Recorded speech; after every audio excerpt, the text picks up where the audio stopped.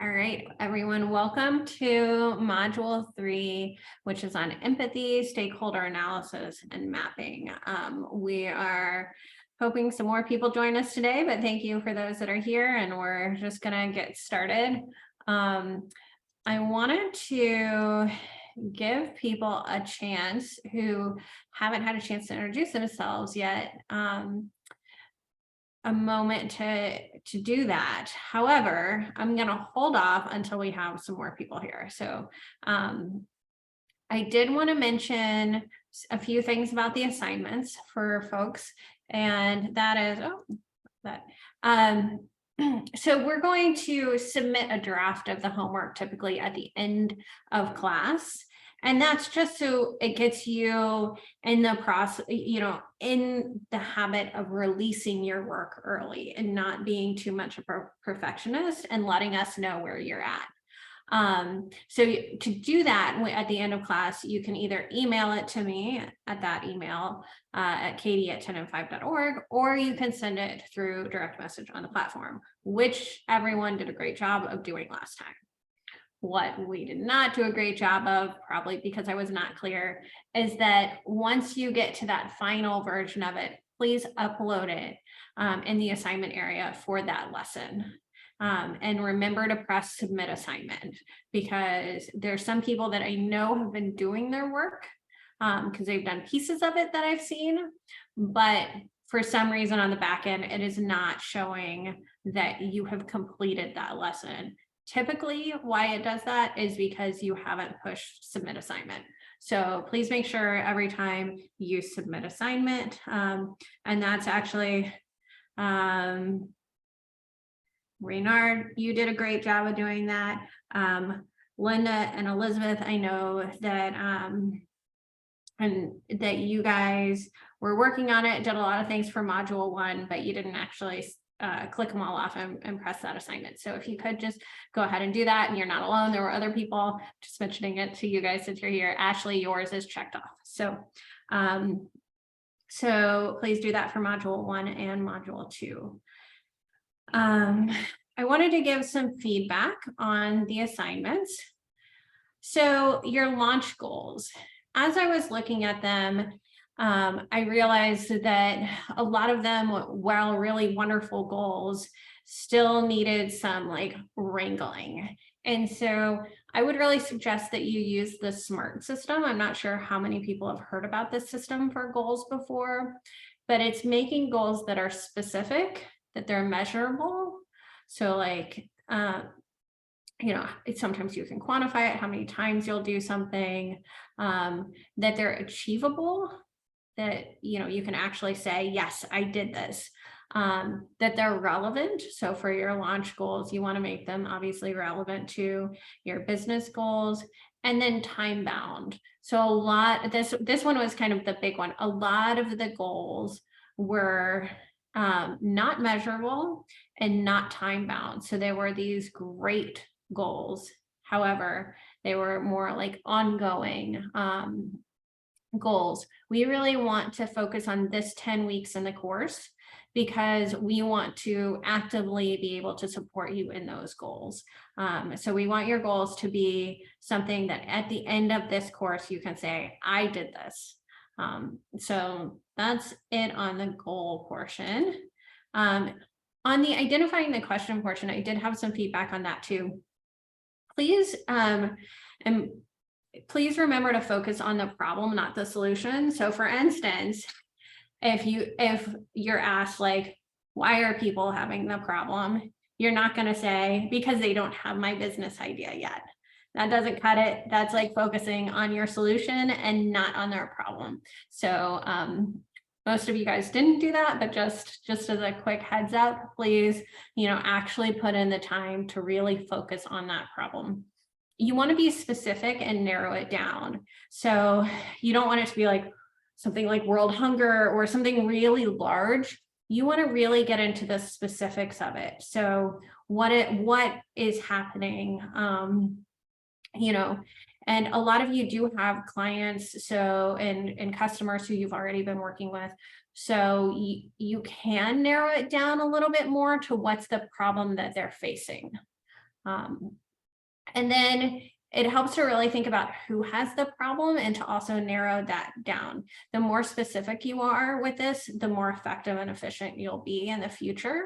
So, I could say that, the problem is people have a hard time putting on their shoes. But if I don't say who specifically, it could be little kids have a hard time putting on their shoes, or old people who lack the flexibility have a hard time putting on their shoes. And when you're marketing and you're doing these different things or coming up with strategies, you really want to know who that person is that you're going after, that you're solving their problem, so that you can solve it in a way that's helpful to them, that's specific to them. So really, and it'll save you time. You'll be more directed. You won't just be blasting out kind of a general statement. So really think about who has the problem, be specific about that problem, and narrow it down. So that's just a little bit of feedback. I will be going through, thank you to all of you who set up your one-on-one sessions. During those one-on-one sessions, I'm going to be talking to you about your goals and about your problem statements and identifying the question. So we will be going through that and just talking together. It's just you and me, and we're going to kind of hammer things out. And really what we want to do is we want to get a good sense of things and give you an opportunity to ask questions early on. We don't want to arrive at like week 6 and you ask a question that we're like, oh man, we should have addressed that in week 2. So that's why we're doing these check-in calls. We want to just kind of make sure that you're on the right path with everything and really just set up for success in this program. So thank you for those of you who scheduled. If you haven't yet, please do. There's the link. And now with that, I'm going to go back since we have more people who have joined. And Elizabeth, I apologize to you. I apologize before we started recording, but I apologize again. Elizabeth was here last week and I did not give her a chance to introduce herself. So I'd love for you to introduce yourself to everyone. Okay. Hello, everybody. I am Elizabeth People, owner of You Are Life Consulting. We are a company that works with nonprofit organizations to build their infrastructure. We focus on strategic and development planning. What do I hope to get out of this program? I'm really looking to build a better business model, scale my business, but also really hone in on who my target audience is, because I know so much information. I tend to want to help everyone and everyone is not my target audience. What could be the craziest thing that could happen if my expectations are met? Honestly, I want the business to grow into a self-sustaining business where I have a team that's operating the business and we become a full service business for organization leaders. Not that it's crazy, it's realistic, but just being able to work it and get it there is the part that we know is going to take some time and some work. So we're definitely looking, I'm definitely looking forward to that. I love it. You're already like primed for when you get the team, you get the we going already. Thank you so much. We also have someone who joined the program today. Her name is Skylar. She is not here tonight, but I anticipate her joining in the future. So we will have her introduce herself when she does. All right, with that, I have a little challenge for you guys. I would like you, and I know many of us here, including myself, are really good about the details and going into things and explaining. What I would love for each of you to do is to go around the room. I'm just going to call a name, and in 30 seconds or less, so this is like a couple sentences, tell your name and the problem your business is trying to solve and who you're trying to solve the problem for. And this will be a challenge. So RJ, can you be on top of looking and seeing how we do on the 30-second goal? Yes. Okay. So with that, I'm going to call on Ashley first. You mind going first, Ashley? And really quickly, before you start, I just want to say that the problem your business is trying to solve might evolve over time, but we're going to do this repeatedly throughout the program so that you get used to speaking in a really succinct way that people can understand and you can pitch your business in just a few sentences. So go ahead, Ashley. Okay, well, my name is Ashley Jackson, and my problem that I cannot remember. I don't have my papers in front of me. I know my problem was really centered around there not being enough quality childcare centers.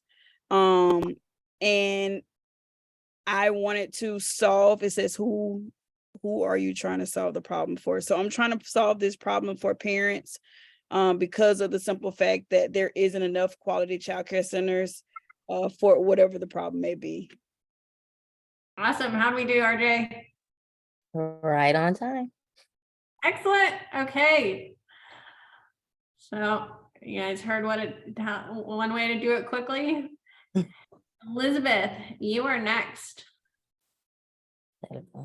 Okay, my name is Elizabeth People. The problem that my business is trying to solve is the problem of pop-up organizations that are here for a year or two and then disappear because they do not have proper foundation building or infrastructure. Who am I trying to solve the problem for? Ultimately, the community, because organizations are put in place to help the community. So if I'm helping the organizations by way of doing that, I can help the community be better. Yeah, that's my start. Ask me again in like 2 weeks. Oh, don't worry. How'd we do, RJ? Again, right on the money. Are y'all hearing the beeps? No. Oh, well, she's doing good. She stopped right on time. Paul, you are next. Hello, everyone. My name is Paul Jackson II. I'm the owner of Math Relation LLC. Math Relation aims to build proficiency and mastery skills for students in Miami, Florida by answering the question, what will math be used in real life? Who is it for? Oh, I said students in Miami, Florida. Oh, okay. Gotcha. Next time, Definitely. how'd we do on that one, RJ? 18 seconds. You definitely did it. All right. That was great. Next time, can you narrow down what age group of the students for us? Okay. Okay, awesome. But that was really good and very descriptive. Diana, you're next. Hi, my name is Diana Rosie Claire. The problem my business is trying to solve is, I guess, women with lack of time looking for reliability of a hairdresser at home or in their office. Who am I trying to solve the problem for? Women that are busy, business women, socialites. All right, I love those descriptors. RJ, how'd we do? A little over 33 seconds. All right, that's close enough. That was very good. Yeah. All right, Renard, you are next. No, I'll pass. I'm not ready. What was that? I'll say I'll pass. I'm not ready. Okay, Linda, you're next. Hi, my name is Linda, and I have some plans for a raised home foundation that I think will solve a lot of problems for people that need to redesign their homes or come up with home plans for which the environmental regulations require them to have a house that is raised up off of the ground. And I think I would give it the category name of Building for a Better Tomorrow. All right, RJ, how'd we do? 37. Ooh, close. A little Oh. over. I'll get How it. much was that? Was it over or under? Over 37 seconds. Okay, gotcha, thank you. All right, so we're going to keep practicing that. And by the end, you guys are going to have what we call an elevator pitch, which is where you can tell your business and the value of your business and the amount of time that it would take to ride an elevator ride with someone. And not like a, you know, skyscraper elevator, like a short elevator ride. So, all right, with that, thank you all for doing that. Here we go. So today we are talking about stakeholders.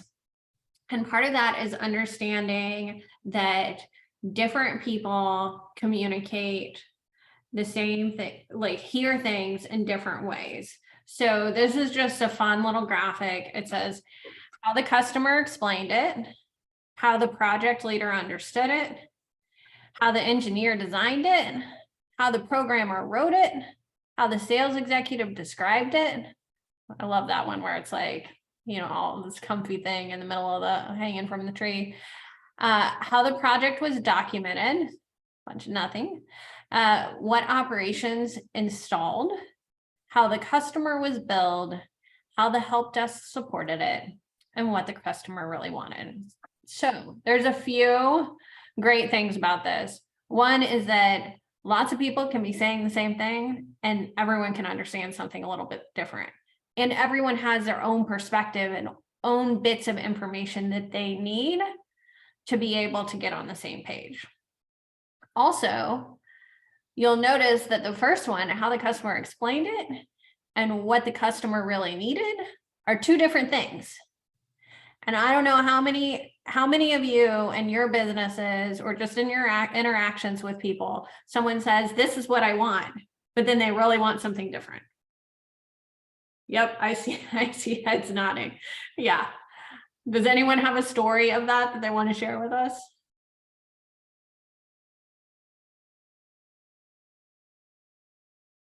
No? All right. Well, yeah, I mean, it does happen quite a bit where the customer says that they want something, but then what they really need is something different. So this is also one of the reasons why we focus on understanding the problem really thoroughly and not just asking the customer for a solution, because sometimes the customer just doesn't even know what they need. They can't even dream of the solution. You know, I'm sure when cars were made, the people weren't like, oh, I need a car. They're probably like, I need a faster horse, or I need, you know, this or that, but they're probably not like dreaming up a car. So really, it's important to focus on the problem and listening to the problem in depth, and then coming up with solutions that meet those needs, rather than just saying to the customer, you know, what do you think would solve your problem? All right. Does that make sense to everybody? And Yes. Katie, I'd also just throw in there too, like when I'm doing exercise like this, I always try to keep an eye on, depending upon what it is, like basically the build costs. You know, we're trying to get to the MVP, and sometimes the problem when you're coming up with a solution, there's, like you said about the cars, you know, there's the Porsche solution that takes a whole bunch of engineering. And then there's sort of the soapbox derby racer that's got wheels, and if you got a hill, it's going to move forward. And sometimes you just need to see if the project's going to be able to move forward to then find out more problems that will lead to an overall better product. But you know, you can't build the rocket ship from jump. You want to look at the landscape at all times.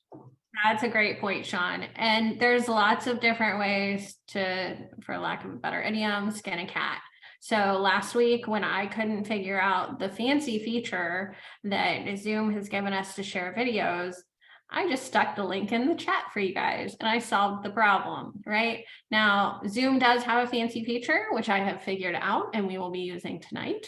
However, you know, it solved the problem. it was more simplistic. It might not have been as pretty, but it needed less and it solved the problem. So there are, and when we get into the MVP, there will be, like Sean said, we are going to be looking at low fidelity ways of testing out your ideas, so that you don't you haven't spent all this time building the perfect Ferrari for someone who doesn't even drive. Right? We want to make sure that you're building a solution for the customer that you're going after. So, and that starts with, doing low fidelity prototyping and getting to those MVPs that can be tested in the market.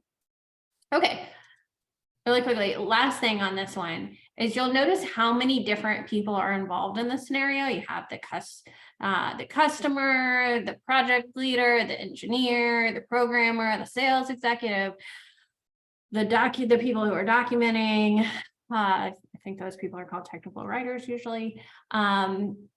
The operations people, the billing folks, the help desk. You've got all these different people, and with everyone's business, there are many, many different people who your business touches and who can influence your business, whether positively or negatively. So it's kind of a crazy mix of people when you start thinking about it.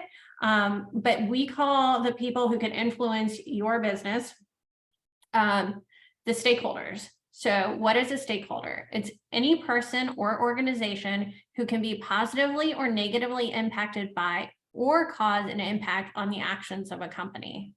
The individuals and constituencies that contribute, either voluntary or involuntary, to its wealth creating capacity and activities, and are therefore its potential beneficiaries and or risk bearers. So this isn't just the positive, this is also the negative.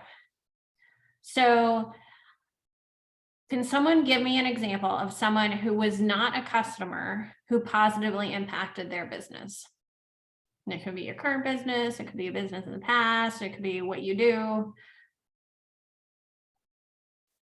Yeah, just easily being a teacher, hearing the perspective of veteran teachers of mine, knowing their experiences of what students struggle in the past or consistencies that they see over time.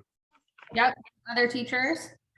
If we stick on that, who are stakeholders for how a student does? Who can positively or impact a student's performance? Oh, teachers and parents, and also their own colleagues. And who else cares about the kid's performance? The teachers again. The principal too, right? Oh, like yeah.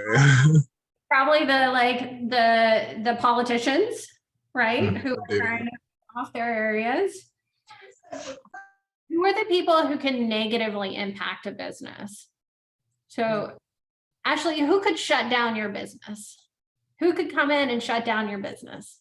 DCF. That's Department right. of Children and Families. It's a stakeholder, all right. So there's these different levels of stakeholders. Sometimes a stakeholder can be like a friend who can refer people to you, or an old coworker or current coworker or something like that, who can work as a stakeholder and influence you positively. Or it could be a neighbor who could influence you negatively in some way or other. So there's lots of people who can influence and impact your business. All right, so I am going to hopefully successfully show you guys the fancy Zoom feature for playing a video. So here we go. Let's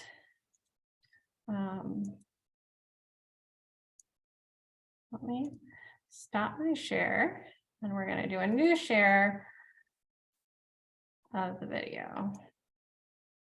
And this is just a really short video, much shorter than yesterday, but it's going to just kind of talk through a stakeholder. So here we go. And please let me know if you can't hear it. There will be several stakeholders interested in any problem that involves people. My hen is too noisy, but who says so? And who cares about the noise? Each stakeholder in this noisy hen system will see the system differently. For example, the local councillor stakeholder will see the hen as an element in the residents' rights system.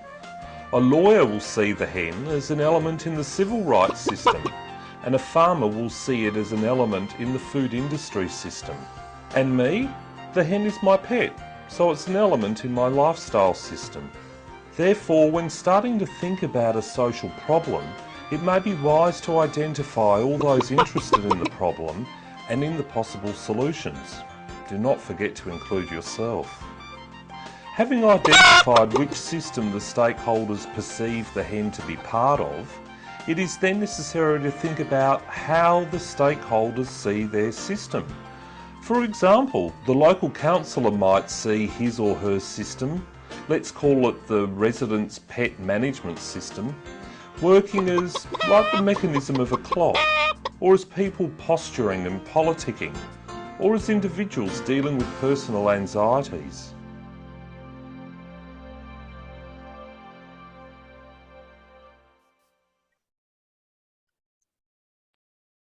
All right, was I successful? Yes. All right, new You skill. were. There we go. Okay, so the point in that is that there are people that come at that are interested in what is going on and come at it with their own perspective, their own things that they care about. So you need to ask who cares and why do they care? That's a really important piece. Why do they care? All right. So stakeholders can be a lot of things. They are the interested parties in a project. So the people who affect and influence the project. Stakeholders can also be people at high levels, like I talked about with like a politician, for instance, with schools, how schools are doing. It can be people you may not be working with regularly. So it could be someone who's, a member of the public or a resident near the site of a construction project, but they have an interest. They have a vested interest in how what's happening on that construction project because they live near it, but you might not be interacting with them that regularly.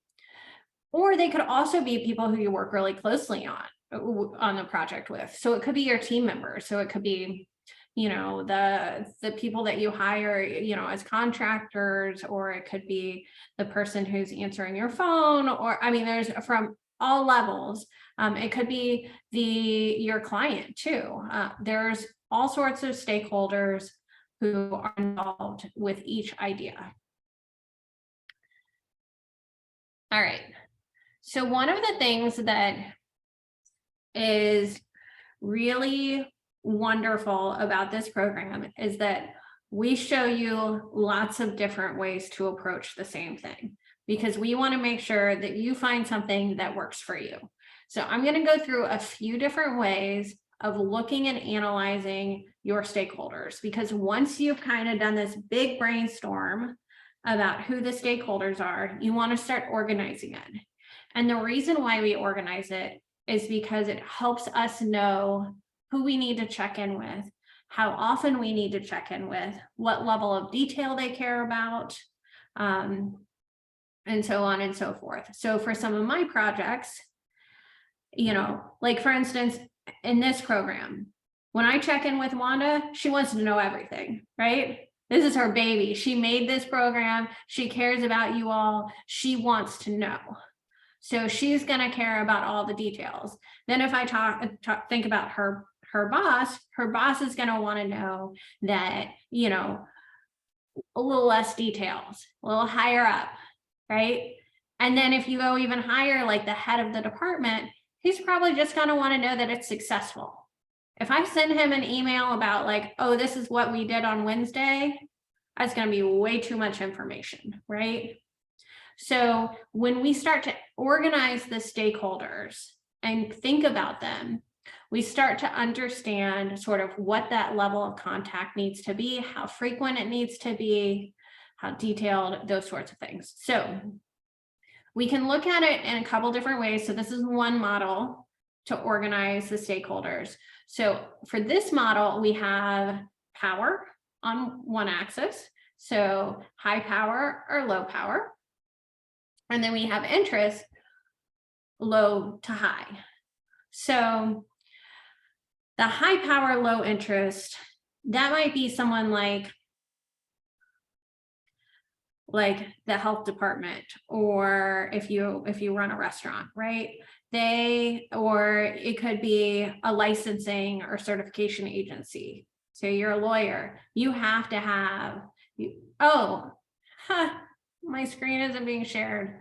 Thank you, RJ. All right, here we go.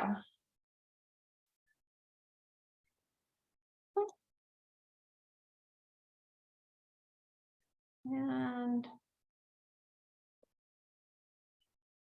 okay, can you all see it now?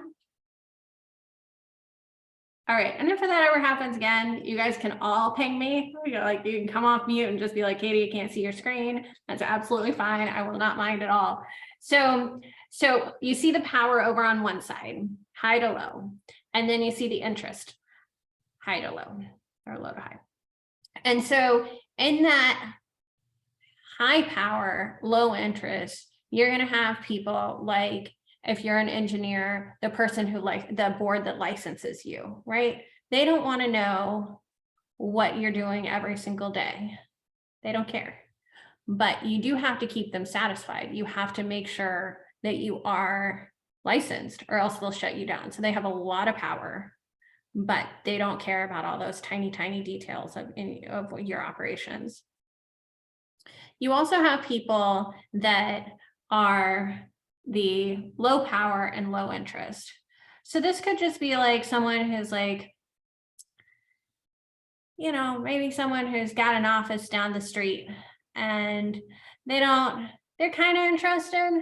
They kind of want to know what you're doing. But they don't really have much power over your business.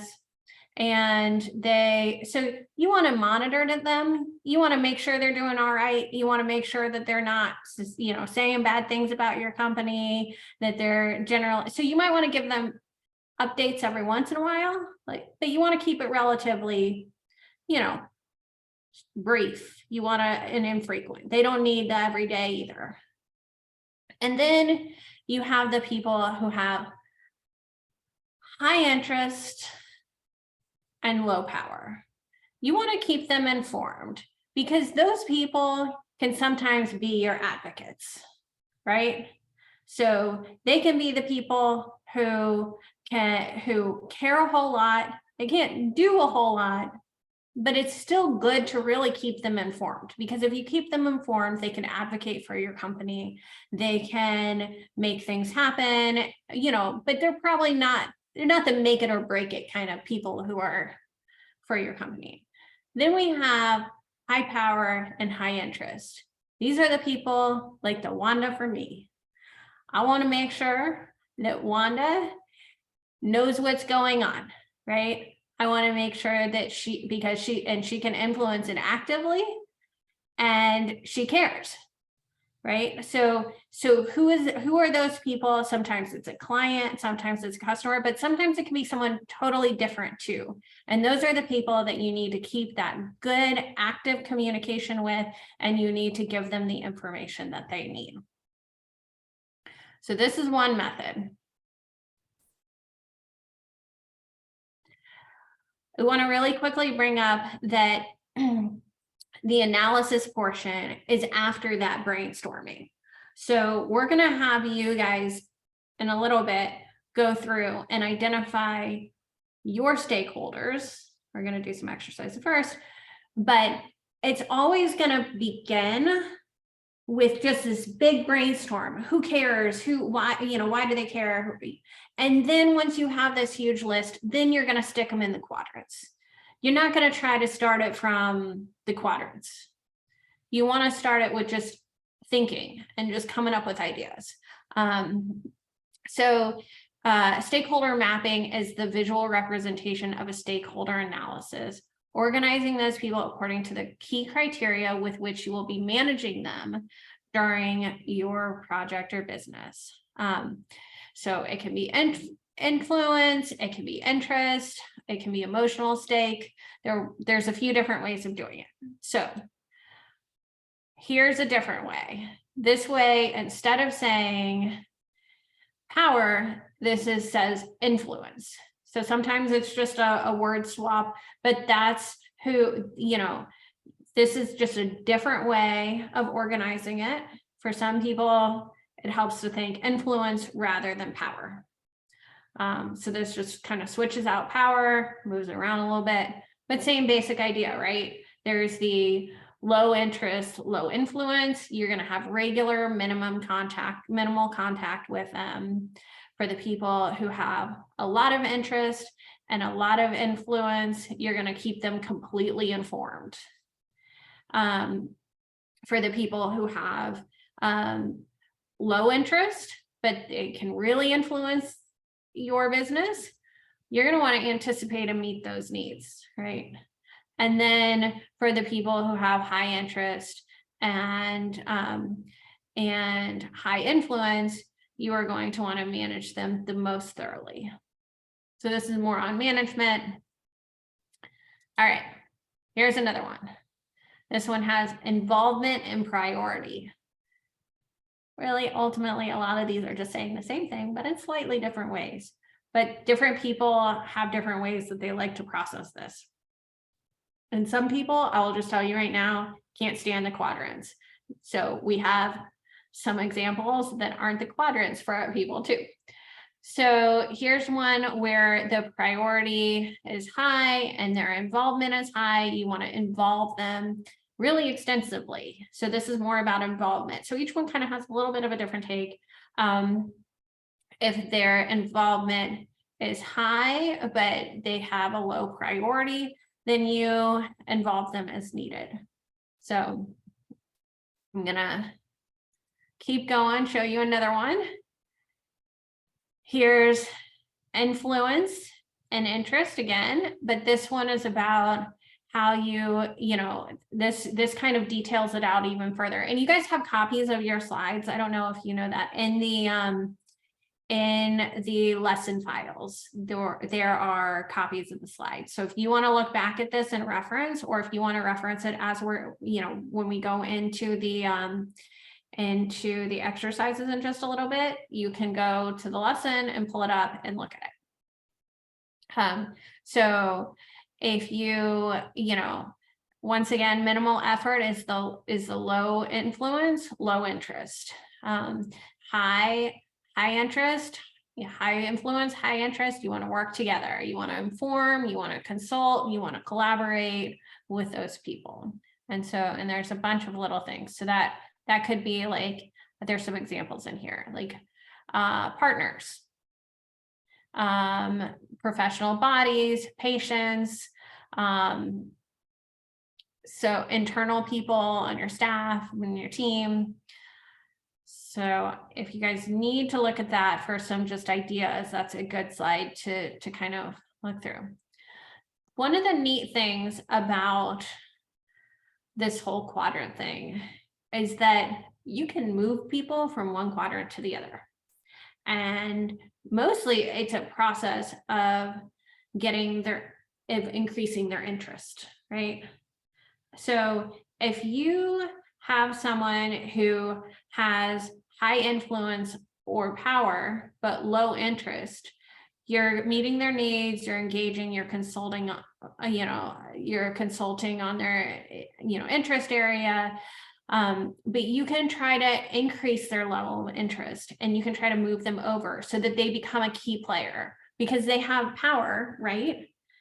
And if they have interest, then they can become really an advocate, really like a mover for your business. They can get things done for your business and really help. So you can try to move people from there, from the high power, low interest to high power, high interest. You can also move people who don't have much power but have low interest, and you can try to get them so that they have more interest.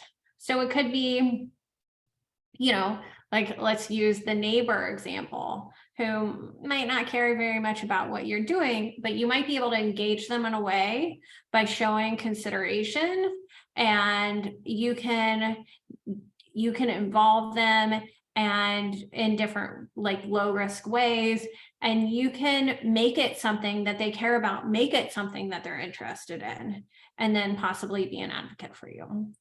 All that makes sense. I'm going to pause for a second. Anyone have questions about this so far? Is it resonating? How are you feeling? Just absorbing it. Just absorbing? Thank you, Raina. Ashley, how are you doing with it?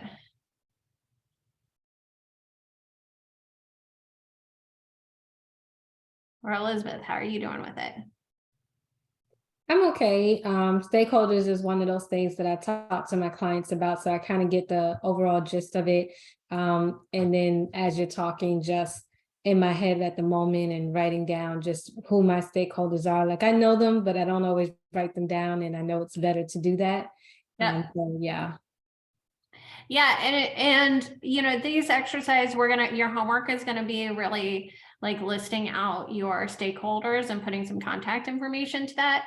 And it's something that a lot of us know is a good thing to do, right? But often we don't take the time to do it. So it's nice that this program kind of gives us some accountability and makes us go through this process and really makes us start to think through it. So and one thing, Katie, too, I would say is, you know, a lot of times people are like out of sight, out of mind. The thing is that, you know, if you're using some sort of CRM, like a client relation management system, all of these stakeholders, they need to be in the network in one way or the other, because, you know, there's way that they're going to engage, be collaborative, and sometimes that next business partner that's going to give you distribution that you met in LinkedIn, you're not big enough from the partner now, but it's that connection and that interest that you're generating, where then they're going to sort of adopt you into their distribution network or family, or, you know, you get the opportunity to present at a conference or an exhibit. Yep. So, you know, it's like you said, it's an ever evolving cycle, and sometimes people are important at one point of your business in the beginning, and they get less and less important to the operation of the business, but they still need to stay informed. Yeah, and you know, I think that Sean brings up some really great points in there, and I'm going to piggyback on some of them. First of all, it's really important with marketing and just with stakeholders in general to be aware of your visibility. No one knows what you're doing if you don't tell them what you're doing. No one can be an advocate for you if you're not talking about it. And I'm not saying you're going to share every single tiny piece of information, but if your best friend doesn't know what you're doing, how are they going to be able, or even just your neighbor doesn't know what you're doing? If someone comes along that could use your services, but they don't know, how are they going to refer you? They're not going to. So it's important to have that. Yeah, Ashley. So I was just going to say something, because it's crazy that you just mentioned best friend. I wasn't considering my friends and family as stakeholders. But just recently, my best friend is a realtor, and I was like, you know, I'm nonprofit. I'm trying to think, what can I do to actually get, you know, people who I already know invested in what I do. So I knew we needed some shirts for my staff, because it's a new year. I want to make sure everybody's fresh. And I'm like, well, we were talking, having a conversation. I'm like, well, you just rebranded yourself. I was like, well, can you actually sponsor our shirts, and then we can put sponsored by, you know, your company name? And she was like, that's a good idea. Yeah. So it's important to let people know what you're doing and see if they want to invest in what you have going on as well. Yeah, that's awesome, Ashley. So I feel like that's a great example of how you can move people in quadrants too. If you pay attention to why they would care, and how you can involve them. Like if you actually think through it, like the t-shirt, putting her company name on there too, and and doing that, that gives her a reason to be more involved. And I'm sure as you're looking for new locations, if she's in real estate, she probably has some tips for you, some things not to do, some things to do, and may even give you some leads. So that is definitely a stakeholder. And you're right, we don't always think of our friends and family as stakeholders, but you never know who knows somebody too. So, and you also don't know everything that someone else is doing. Like a lot of people in my life don't know everything that I'm doing, but sometimes if I share with them what I'm doing, crazy, like really beneficial things can happen. So you want to stay visible to your stakeholders, out of sight, out of mind, like Sean said, but you want the opposite of that. You want to keep visible and you want to keep people informed. So we're going to be thinking through all that. There's also this method. Thank you so much for sharing that story, Ashley, because that was a really great story to bring home the point. So there's also this method, which helps some people. This is, if you don't want to do the quadrants, this is absolutely acceptable as a way to think about it too. And this kind of starts with your core people, and then it goes a little further out and a little further out. So you're,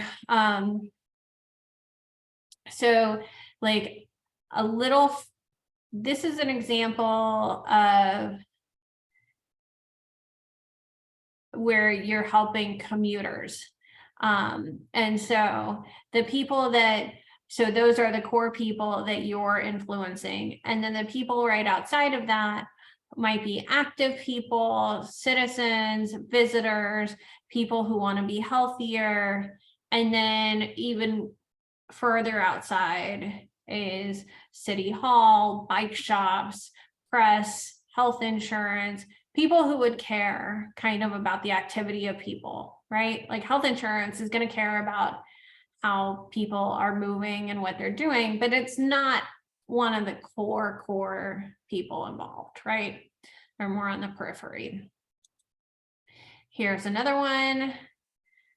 Another way of looking at it. So you can think about individuals, and then you can think about like a little further out and even further out. So you can think about individuals and then key settings and then key sectors, if that helps you. So there's different ways of organizing this. All right, so I'm going to stick you in breakouts, and what I'm going to have you do is you are going to have 5 minutes to do a stakeholder analysis, and you're going to do it for a sample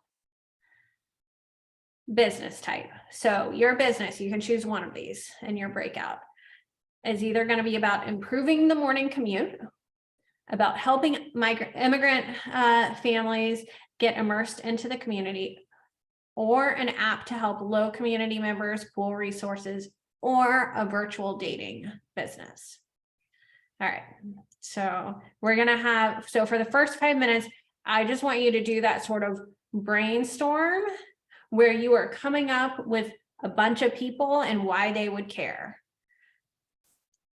All right, so hang on.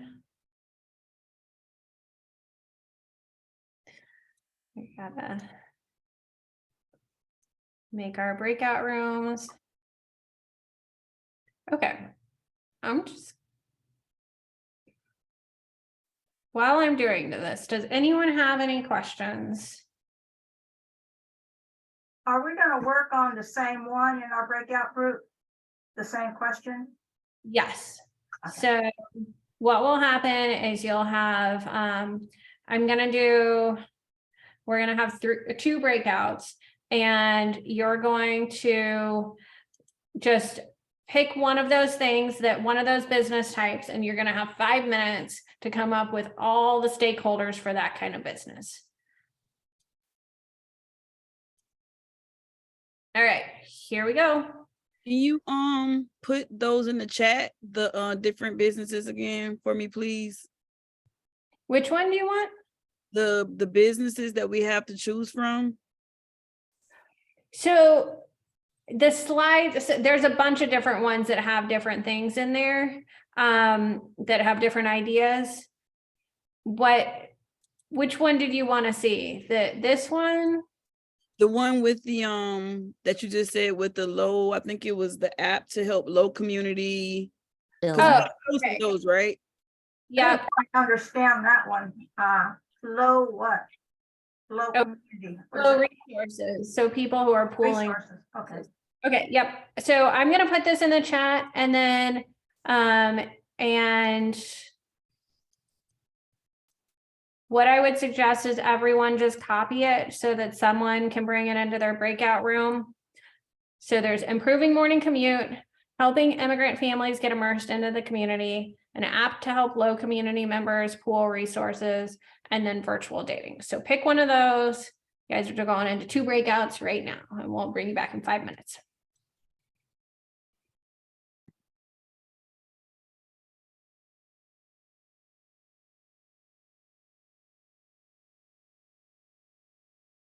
Are you ready? Yes. All right, how did that one go? It gets a little harder when it comes to mapping it, doesn't it? Yeah. Yeah. All right, so I want a new spokesperson from each group. So Elizabeth, you're out. Can we- Also, Are you willing? yes. Okay, awesome. So with our group, with Elizabeth, Renard, RJ, for our center circle, we looked at the residents who claim eminent domain, and spreading out for, of course, other commuters that are directly impacted. That will be, let's say, if we're signing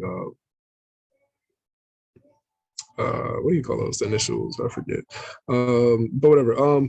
Moving forward out is who we can have direct touch impact to. So the DOT, environmentalists, urban planners, commissioners, construction workers who can work temporarily around this area, school zones.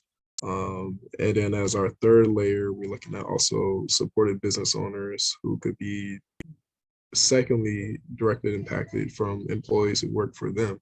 Whereas how could they be able to support or contribute?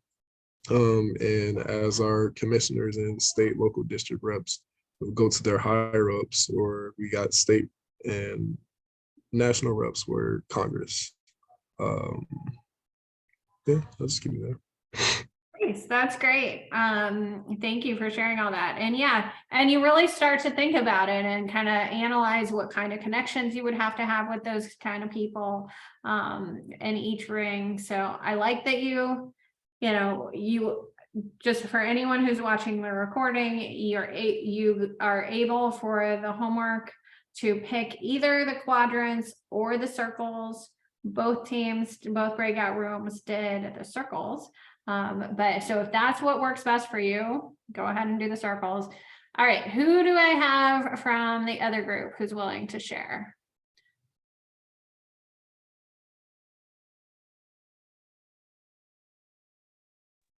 I guess I can share. Our core was the single individuals for the virtual dating, the parents and exes. That is our core. Then our direct was the marketing, the apps, the IT person, the interest profilers, the advertisers, the staff, the social media influencers, and the psychologists. That was the direct. And our indirect was the environment / location. Whether it be a restaurant, a mall, theme park, those are indirect. And then the children who will be affected by mommy and daddy, those will be indirect. And the community at whole will be indirect. All right, thank you, Ashley. Yeah, so I love that you put the kids on there, because if you think about it, think how many things have, like, when for car commercials, how often are they trying to woo the kids? Like, oh, there's the little thing in the back, you know, on the back of the headrest where you can watch videos. There's all sorts of things for kids. Now, are kids buying cars? No. But are they stakeholders? Absolutely. And how much your kids like your car and how much they're set when they're in the car directly affects your happiness as a driver. So yeah, Ashley, go ahead. We should have That's why I have that's why I have a third row. So awesome. All right. And I did forget to push record during in between the two breakout rooms. What we did was we shared for anyone who's watching the recording, we shared just the brainstorm of the different stakeholders for the two ideas. So one group picked the improving morning commute and the other picked virtual dating. All right. So now that we have kind of got our brains going and working in this direction with stakeholders, we are going to take and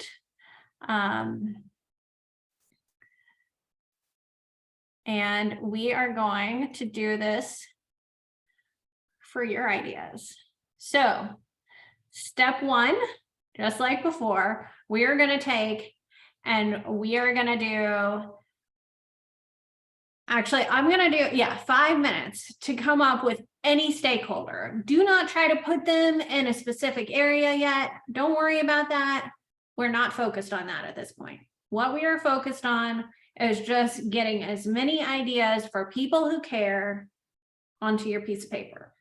So go ahead and I'm going to be quiet for 5 minutes and we're all going to stay here and you guys are just going to list out as many as you can.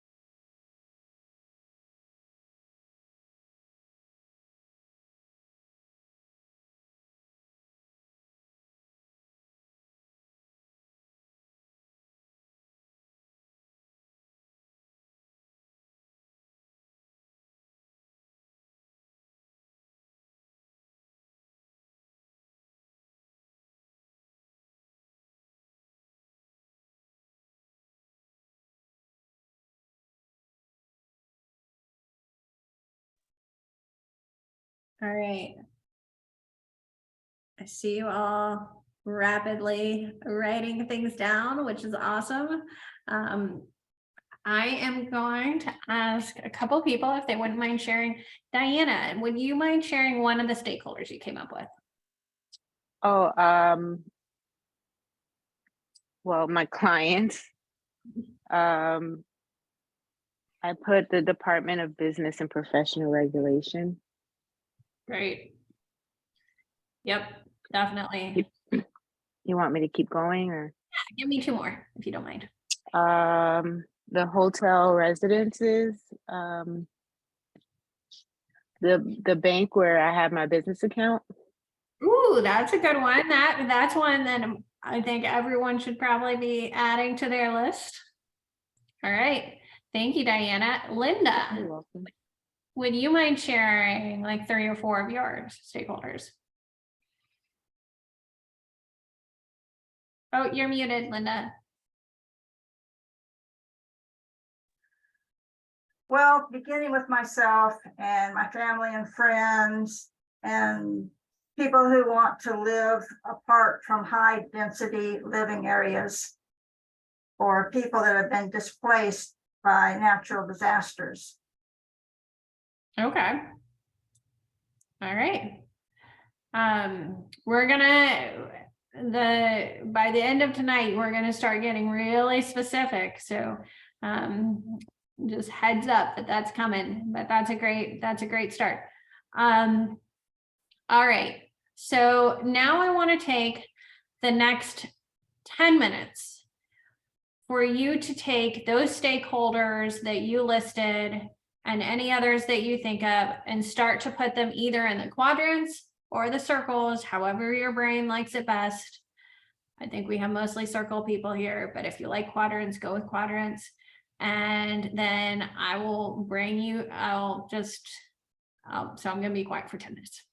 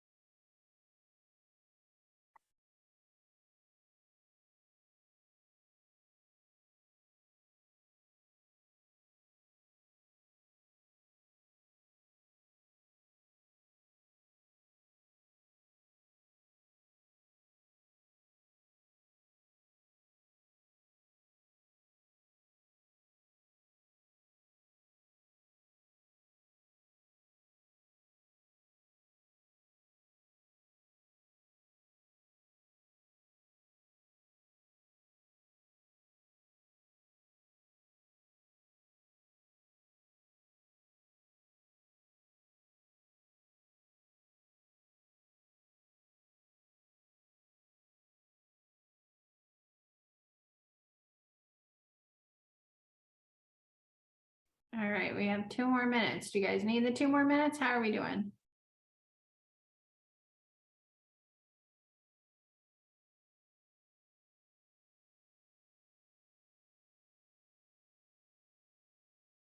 All right.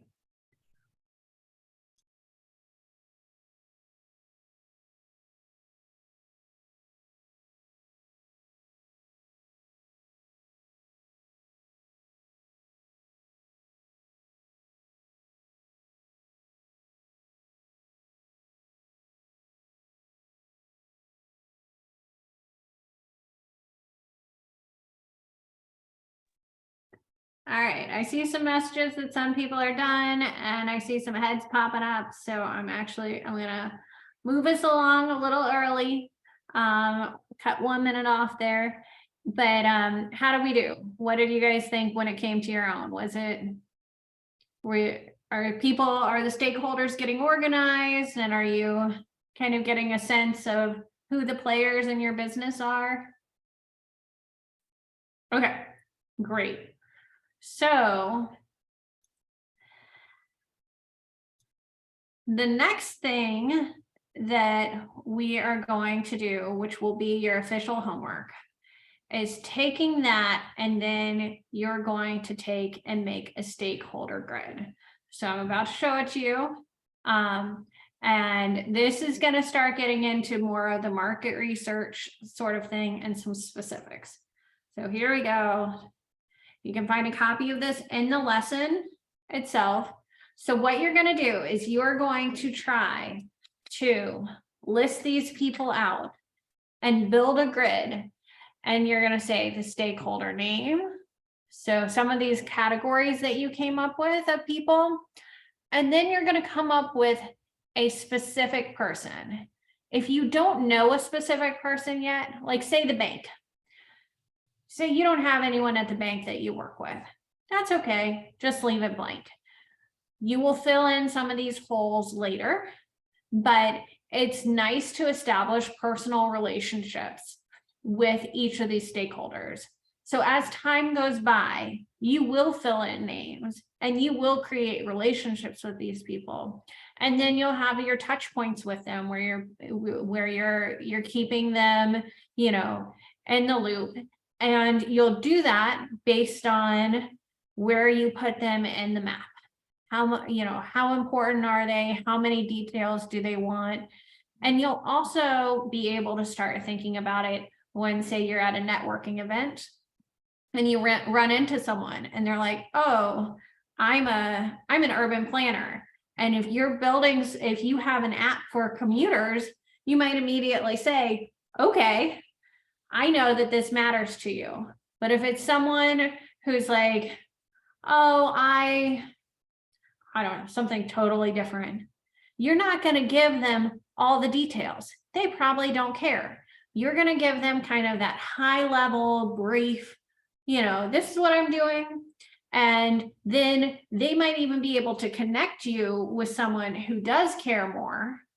But it's good to know when you step into those situations to have an idea about who's going to care about your project and to appropriately address them and give them details.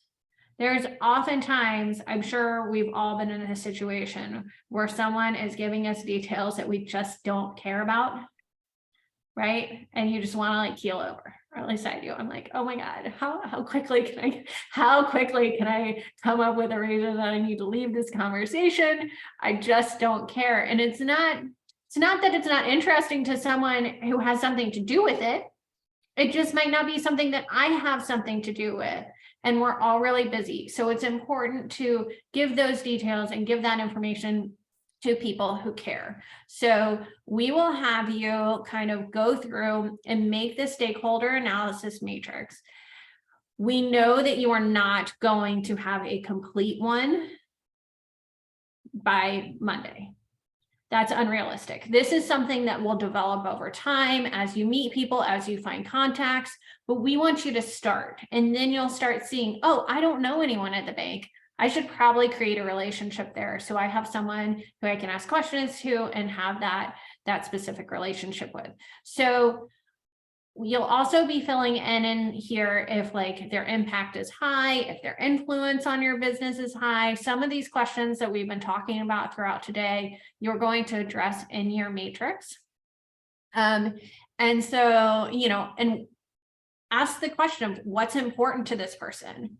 So, you know, if it's a commuter thing again, and you've got someone who's part of a school, what might be important to them is that the kids are safe, right? They're looking at it from that perspective, from the safety of the kids. So you want to think through, why is this important to this kind of person? It's also important to think, how could this person block my project or my business? So let's say it's a school. And they're like, you know what? You're not thinking about the safety of the kids. I'm going to do everything I can to stop this.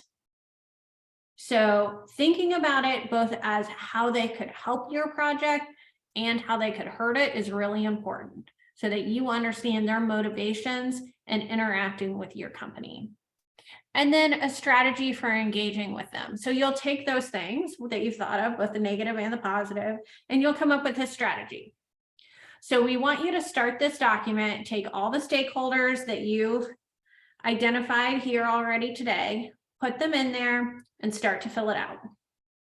Like I said, we don't expect it to be completely filled in. Please don't make up names.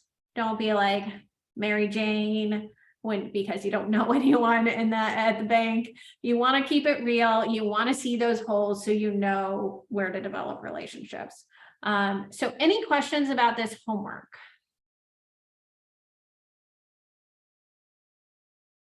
Okay.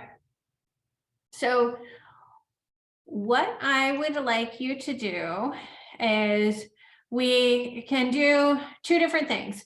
We can go into breakouts and kind of work on it and talk to each other about this, our stakeholders. Or we can just spend some time in here in this big group and spend the next 10 minutes starting to fill out that matrix and starting to get your homework done. Which one would you prefer? Breakouts or staying here? Staying here. Okay, sounds good. So when you feel, I'm going to give you guys 10 minutes. And after that 10 minutes, if you could just email me or send me a direct message, it can even be taking a picture of your pad of paper of what you've come up with so far, just so I can see kind of that you're on the right track. And then when it's further along, you're going to upload your final version as an assignment. And remember to press that submit assignment. So I'm going to be quiet, give us all 10 more minutes to start really putting it into the matrix.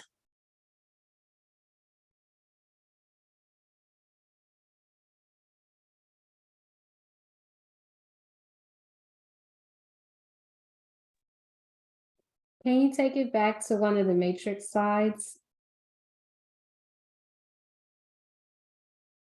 Thank you. Of course.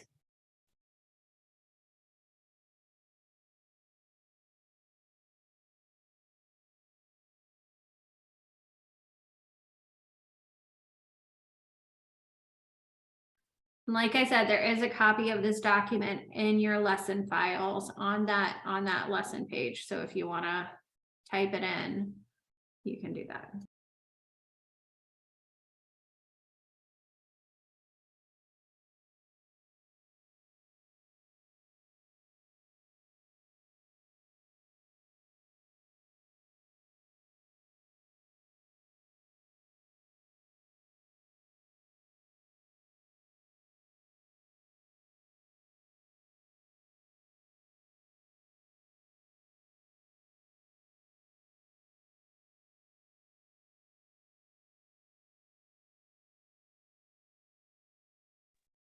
So I just sent over a rough draft, but it looks a hot mess. So if you can, like, I put down like I didn't put the whole word. I just did like KS for keep satisfied or MC for manage closely. So you'll kind of like, I guess, get a gist of what I'm doing. and with everybody that I already have on my list. Awesome. That's perfect. Thank you for giving me the like little key. Yeah, that's great. And that lets me know just where you're at and what you're thinking and helps get, guide you. So.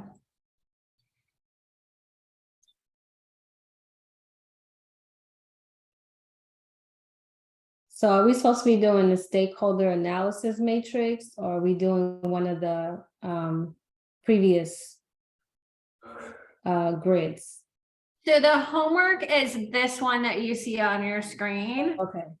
Is getting this done. But you can, if you want to send me just so I can get an idea of where your head's at, you can either give me the start of this one or send me a picture of, some of your mapping earlier. Either way, I just want to get an understanding of what you're thinking. Oh, okay. Thank you. Of course.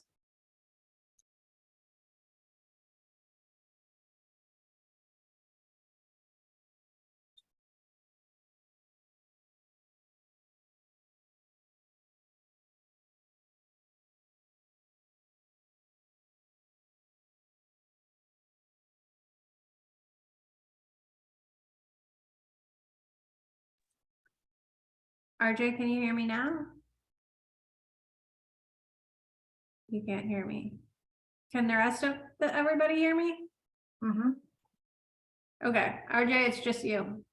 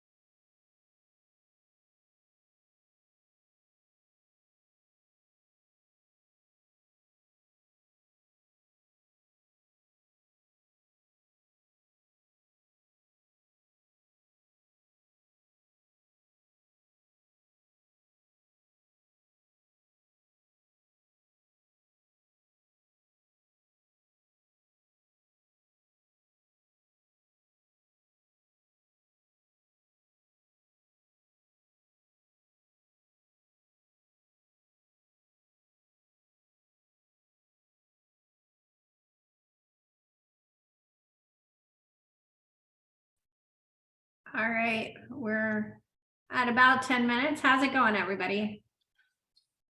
Are you filling in your matrix?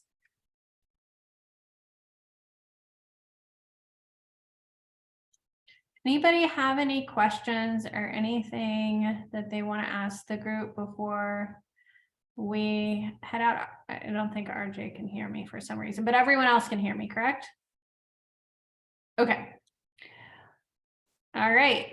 So if you haven't sent what you're doing, just, what you've accomplished so far today, please do. And once you finish it up, go ahead and send it through Katie, we can't hear you. They can.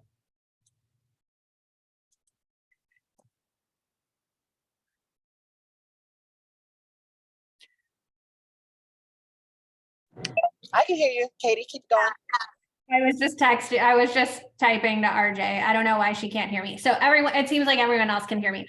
Okay, well, thank you all. And if we don't have any more questions for tonight, then I think we're gonna shut it down 5 minutes early. But excellent work tonight in the breakouts. And it seemed like you guys were really getting your stakeholder analysis down and really starting to identify those stakeholders for your business. So if you have any problem at all, if it's related to the assignment and you want help, you just want me to think through it with you, anything like that, feel free to reach out to me.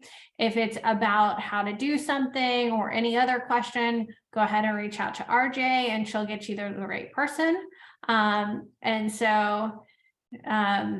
With that, Juana, do you have anything you'd like to say just as we kind of shut it down for the evening? Nope, I think we're good. All right. Well, I hope you all have a wonderful weekend. And if you're watching the Super Bowl, that whoever you're rooting for wins. And I will see you guys next Monday. And take care.